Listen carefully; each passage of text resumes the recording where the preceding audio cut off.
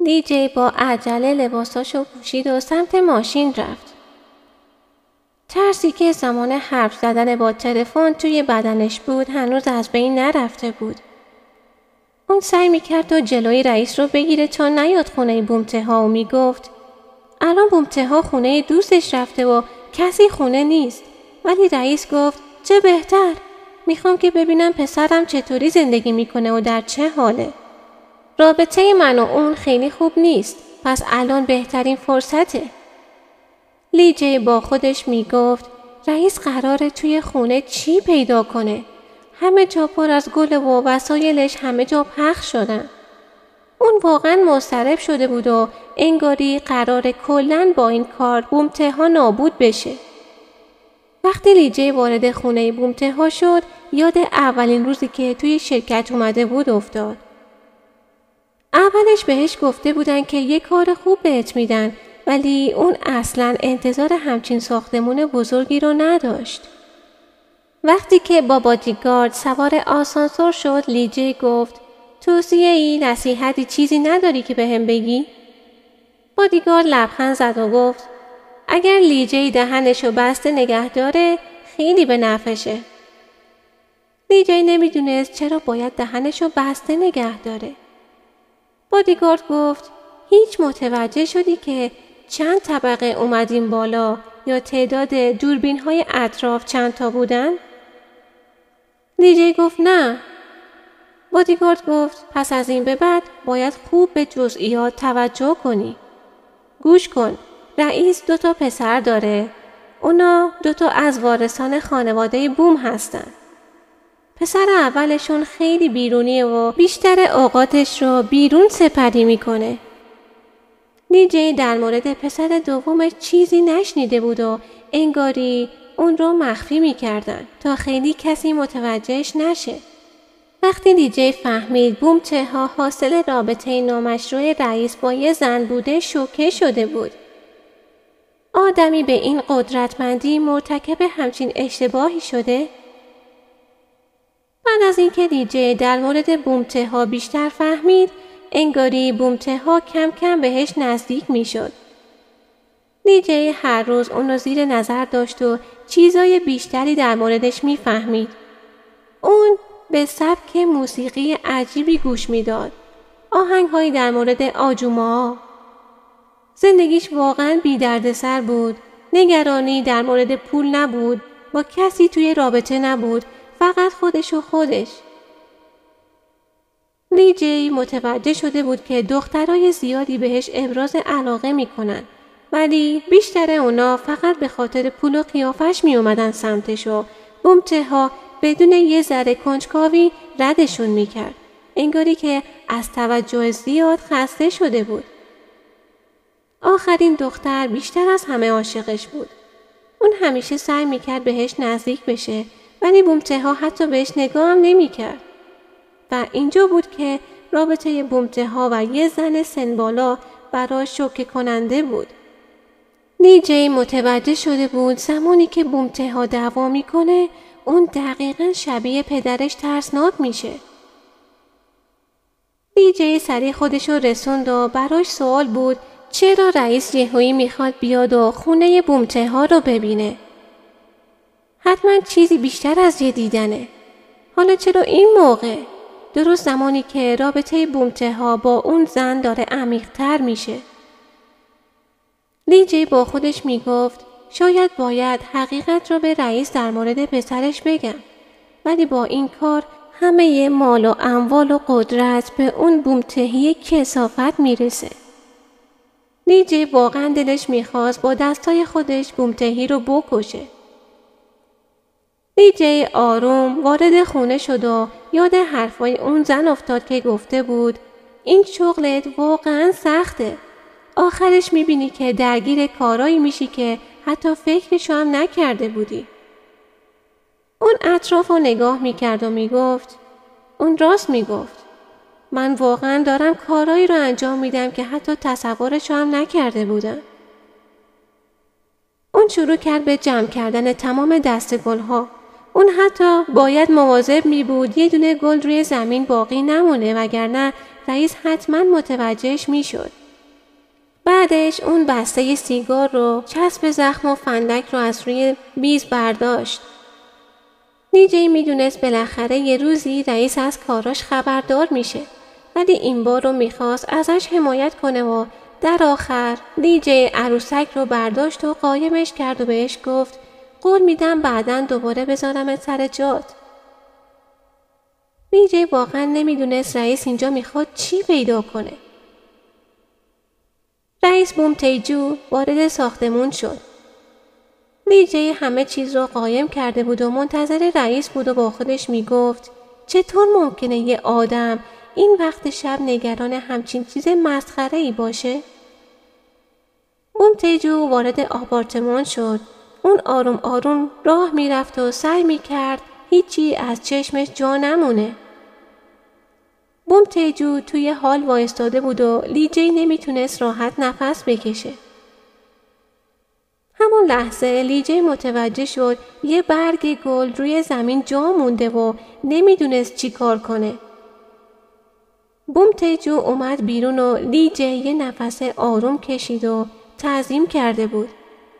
همون لحظه لیجی گفت رئیس، چیزی رو که میخواستید پیدا کردی؟ ولی همون لحظه بومتیجو وایستاد و یه چیزی توجهش رو جلب کرد. بومتیجو همون لحظه داد زد لیجی. لیجی سرش رو بالا گرفت و متوجه شد رئیس داره ساعت گرونش رو در میاره. بدون اینکه لیجی متوجه بشه یهویی توی دهنش خون رو احساس کرد. لیجی زانو زده بود و جرأت نکرد یک کلمه حرف بزنه. رئیس موهاشو کشید و گفت یه نفر داره به پسرم نزدیک میشه. بومتیجو واقعا عصبانی بود. لیجی عذرخواهی کرد ولی بومتیجو گفت به نظر میرسه پسرم به دیدن یه نفر میره. لیجی شوکه شده بود و نمیدونست رئیس چطوری متوجه شده بود. اون مطمئن بود آپارتمان رو کاملا تمیز کرده و هیچی رو جا نذاشته. بومتیجو لیجی رو ول کرد و در حالی که ساعتشو میبست گفت چرا اینقدر تعجب کردی؟ اون در حالی که دستاش توی جیبش بود با خودش میگفت وقتی یه نفر داره خارج از شخصیتش رفتار میکنه و سعی میکنه کاراکتر اصلیشو پنهان کنه، یعنی که سعی میکنه کسی رو جذب خودش بکنه. صبح شد و مینچول هنوز خواب بود. آریم عمیق کنارش خوابیده بود. مینچول چشماشو باز کرد و انگار دیشب درست نخوابیده بود. اون خسته بود و گوشی رو برداشت تا ببینه ساعت چنده. ساعت 7:20 بود و مینچول هیچ وقت اینقدر زود بیدار نشده بود و با خودش میگفت ناحسو باید از من ممنون باشه که اینقدر زود بلند شدم تا پیامشو بخونم.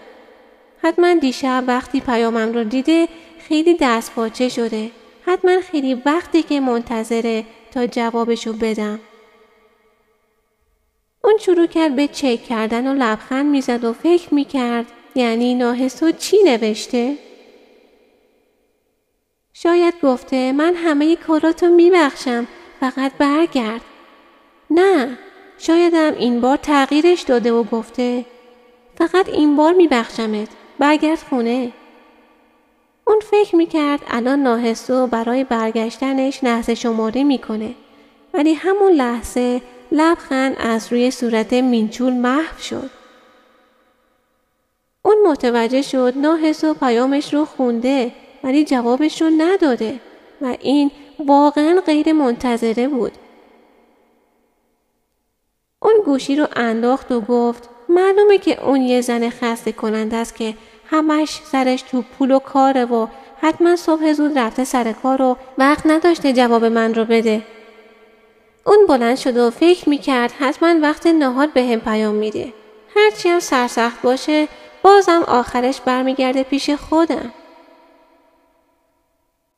اون اون طرف بومتها برگشته بود آپارتمان و متوجه شده بود خونه یه تغییر اساسی کرده و هیچ چیز سر جای خودش نیست. حتی کسی که اون کارو کرده سعی داشته همه چیز رو مثل قبل دوباره بذاره سر جاشون. بومتها لبخند زد و گفت چه جالب، وقتی که من نبودم دقیقاً چه اتفاقی افتاده؟ چند دقیقه بعد لباساشو عوض کرد و نشست روی مبل و شروع کرد به خوندن کتاب. دیجی مثل همیشه وایستاده بود و سعی میکرد کارشو انجام بده. بومتها بهش خیره شده بود. آخه یه زخم بزرگ روی گونه لیجی بود. لیجی گفت خب من فقط داشتم از تعطیلاتم لذت میبردم. بومتها لبخند زد و گفت چطور همچین اتفاقی واسط افتاده؟ لیجی گفت یه جورایی کار کارماست. بومتها بهش نگاه میکرد و گفت خوبه، حداقل بهت میاد. لیجی صورتشو برگردوند و فکر میکرد این الان داره مثلا منو مسخره میکنه؟ همش تقصیر اونه که این بلا سرم اومد. لیجی گفت چی شد که شما صبح زود برگشتین به خونه؟ انتظار میرفت از اونجایی که شب رو با کسی گذروندین تا ظهر خونه نیای. بومتها گفت امروز سرم شلوغه. لیجی لبخند زد و گفت یعنی امروز رئیس با چه کاری میتونن سرشون شلوغ باشه؟ دوباره صورت جذابتون رو برمیدارید و میرید تا گل بخرید یا تو مغازه باربیکیو کار میکنید یا میرید به هتل تا به مردم سرویس بدید.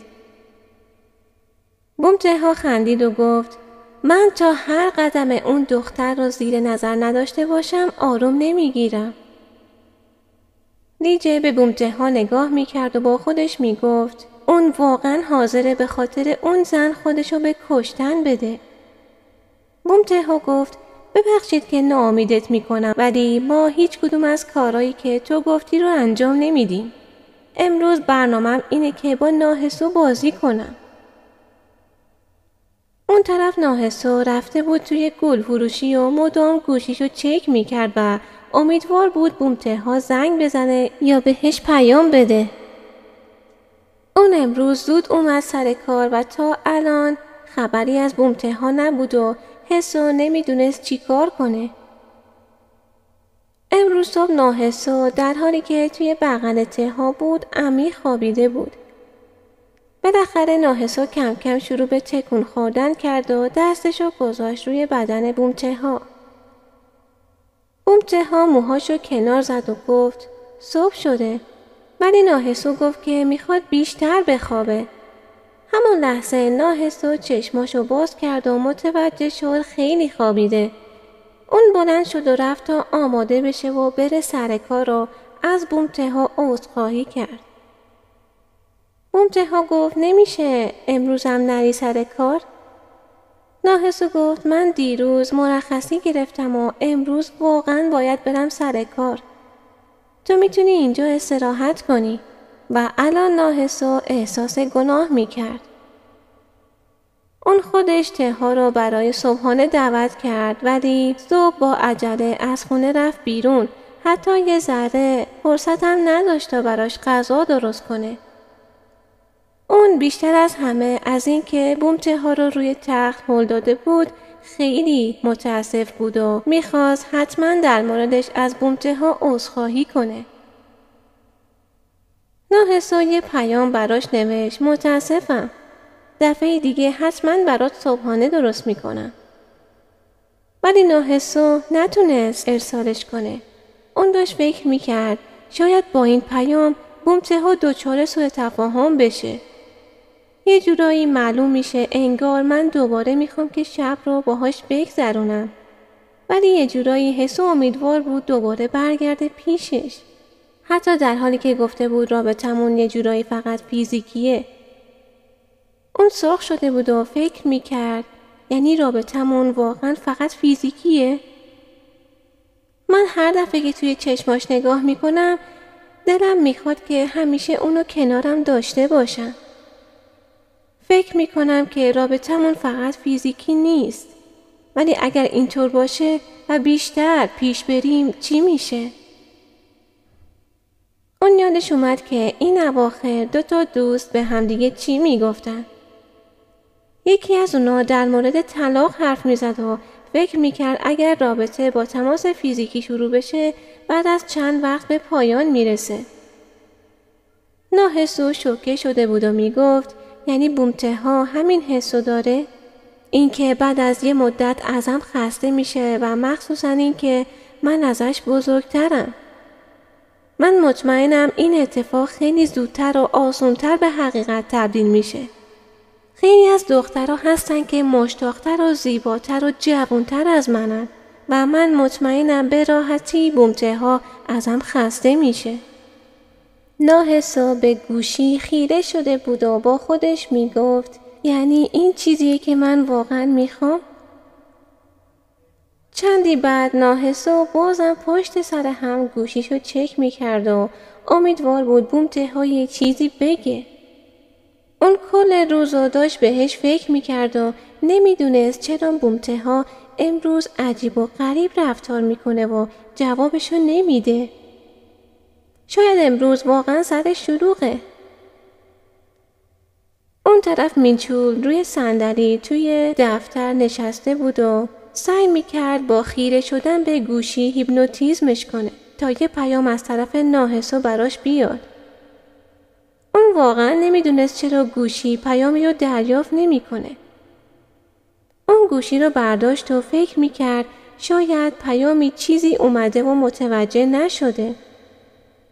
همون لحظه همکارش اومد و گفت امروز چرا اینطوری شدی؟ چرا از صبح تا حالا به گوشیت خیره شدی؟ اگر از کسی پول قرض گرفتی کافیه اونا رو بهش برگردونی. مینچول عصبانی شد و گفت کی گفته که من منتظر تماس کسیم؟ اون بلند شد و ژاکتشو برداشت و رفت بیرون. اون بیرون مثل همیشه اون مرد وایستاده بود و زنا رو دید میزد.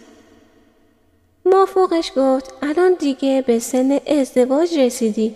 بهتره به جای وقت هدر دادن یکی رو پیدا کنی و همیشه باهاش باشی. اون مرد گفت خب اگر شما کسی رو میشناسید به هم معرفی کنید. رئیس گفت من که کسی رو نمیشناسم.